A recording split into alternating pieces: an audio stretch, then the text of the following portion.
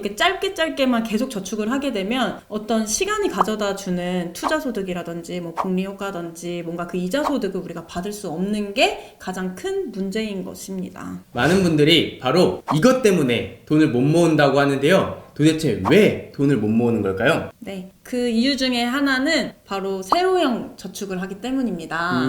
세로형 저축이요? 세로형 저축 들어보셨어요? 그게 뭐죠? 바로 당장 눈앞에 있는 재무적인 목표를 위해서만 저축을 하는 건데요. 예를 들면 1년 뒤에 차를 사고 싶다. 그럼 내가 모을 수 있는 돈을 다 차를 사는 데만 올인하는 거예요. 맞아요. 그러면 네. 차를 사고 나면 어떻게 되겠어요? 돈이 또 영원이겠죠. 없겠죠. 아니면 내가 1년 뒤에 여행을 갈 것이다. 그래서 그 여행을 위해서만 또 미친 듯이 저축을 하는 거예요. 그럼 또 그 여행을 간 뒤에는 또 돈이 없는 거죠. 네. 그러니까 사실 이 세로형 저축의 또 한 가지는 모든 재무 목표가 소비에 있다는 거예요. 그러니까 우리가 저축을 할 때는 소비를 위한 저축도 있고 정말 미래의 자산이 되는 어떤 종잣돈을 위한 저축을 할 수도 있잖아요. 네, 그렇죠. 그런데 사실 그 종잣돈을 모으기까지는 시간이 오래 걸리거든요. 근데 그렇다 보니까 사람들이 큰 돈을 모으지는 못하고 당장 앞에 있는 어떤 눈앞의 목표를 위해서만 돈을 모았다가 써버리고 예를 들면 1년짜리 적금을 했다가 깨버리고 하니까 당연히 큰 돈을 모을 수가 없겠죠. 그래서 실제로 언제까지 1억을 모으겠다라고 재무적인 목표를 세우시는 분들도 많이 있으신데 중간에 또 깨고 하시는 분들이 많이 있더라고요. 이분들의 문제점은 무엇일까요? 이분들의 문제점은 목표가 너무 한 곳에만 올인돼 있기 때문이에요.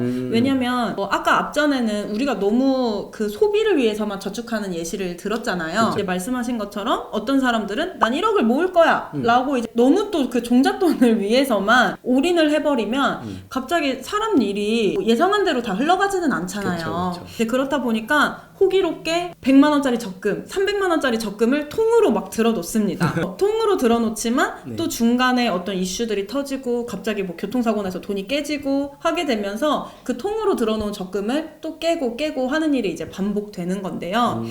이렇게 됐을 때 가장 큰 문제점은 이자가 쌓일 시간이 없다는 거예요. 네, 우리가 적금도 중간에 깨버리면 중도해지 이자를 받잖아요. 맞아요. 그러니까는 사실 큰 돈을 모으려면 우리가 근로소득으로만 그 돈을 모으기까지는 굉장히 시간이 많이 걸리겠죠? 그런데 이렇게 저축을 하게 되면 어떤 시간이 가져다 주는 투자소득이라든지 뭐 복리효과든지 뭔가 그 이자소득을 우리가 받을 수 없는 게 가장 큰 문제인 것입니다. 그러면 어떻게 해야 돈을 잘 모을 수 있을까요? 네. 이 저축 방식을 세로형 저축에서 가로형 저축으로 바꾸는 건데요. 이거는 좀 많이 알려져 있는 방식이기도 해요. 근데 한 가지 목표에만 집중했던 나의 재무 계획을 여러 가지 상황에 대비해서 분산해서 저축을 하는 것입니다. 예를 들어서 내가 혹시 모를 상황에 대비한 어떤 비상 자금, 그리고 당장 1, 2년 뒤에 내가 써야 되는 소비성 자금, 그리고 정말 5년, 10년 걸려서 내가 종잣돈을 모아야 될 어떤 자산이 되는 그런 저축을 따로 분산해서 동시에 하는 거죠. 동시에 하게 되면 당연히 한 가지 목표만을 위해서 몰빵했을 때보다는 조금 각각의 어떤 목표가 좀 늦춰질 수는 있어요. 하지만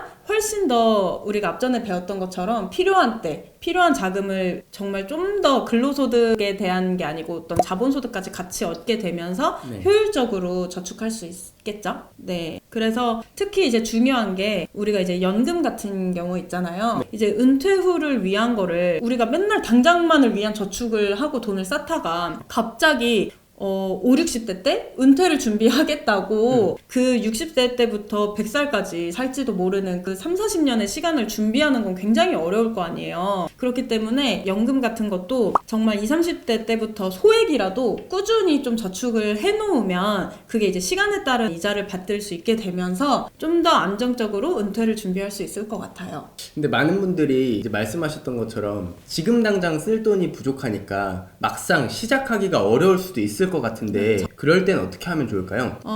그래서 이게 단계가 있어요. 그러니까 처음부터 내가 단기, 중기, 장기, 뭐 비상금 이걸 다 분산을 하려고 하면 너무 어렵고 지금 당장 쓸 돈도 없는데 맞아. 힘들잖아요. 그래서 진짜 1단계는 그냥 비상금과 내가 당장 1, 2년 뒤에 쓸 돈 정도만 분산해보는 것을 추천드리고요. 이렇게 하면서 우리가 이제 뭐 재무설계 이론에서 비상금, 내가 갖고 있어야 되는 비상금의 크기는 내 월급의 3배에서 5배를 권장한다고 나와 있어요. 왜일 것 같아요?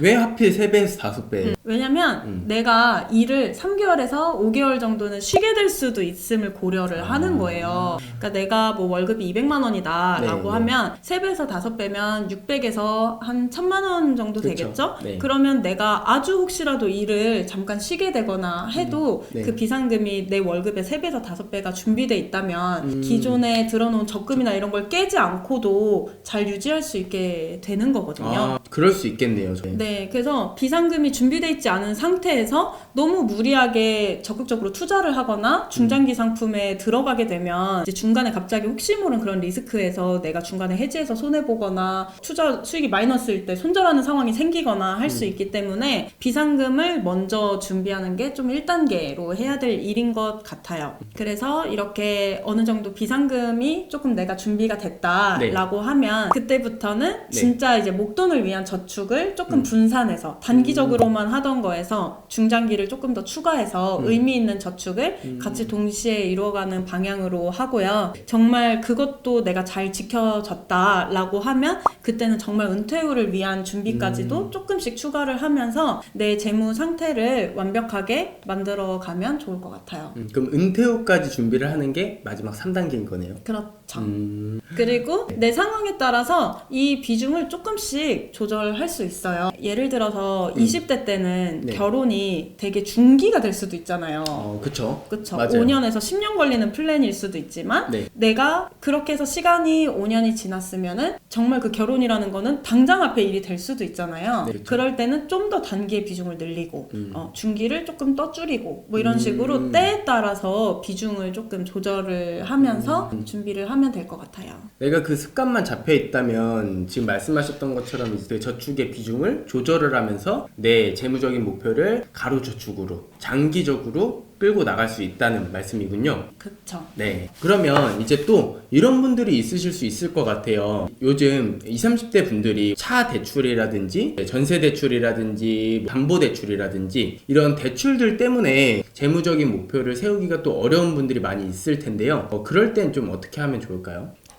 그럴 때는 대출의 종류를 먼저 파악하는 게 우선인데요. 대출에는 좋은 대출이 있고 안 좋은 대출이 있거든요. 네. 좋은 대출은 내 자산을 위한 대출. 예를 들면 집 담보 대출, 뭐 전세 대출 이런 것들은 이자가 굉장히 싸고요. 그리고 이거는 어찌 됐든 내가 전세를 나가는 순간에 다시 돌려받는 돈이잖아요. 그쵸. 그러니까 이자가 싸다면은 굳이 그거를 너무 무리해서 갚는 것보단 내가 다른 것에 투자해서 그 이상 소득을 낼 수 있다면 또 그렇게 활용하는 게 좋거든요. 그래서 오히려 그런 좋은 대출들은 오히려 저희도 풀로 받아서 뭐 예를 들면 저희 좀 더 뭔가 의미 있는 곳에 쓸 수 있잖아요. 왜냐면 만약에 그 돈을 우리 갖고 있는 현금을 다 집에다가 이제 묶여 있으면 유동성도 떨어지고 뭐 따로 그거는 이자를 내는 거지 내가 돈을 불리는 수단이 아니니까요. 네, 그래서 이제 그런 대출은 우리가 너무 급하게 원금까지 사실 갚을 이유는 없는 것 같아요. 그런데 대출 중에서 이제 안 좋은 대출이라는 거는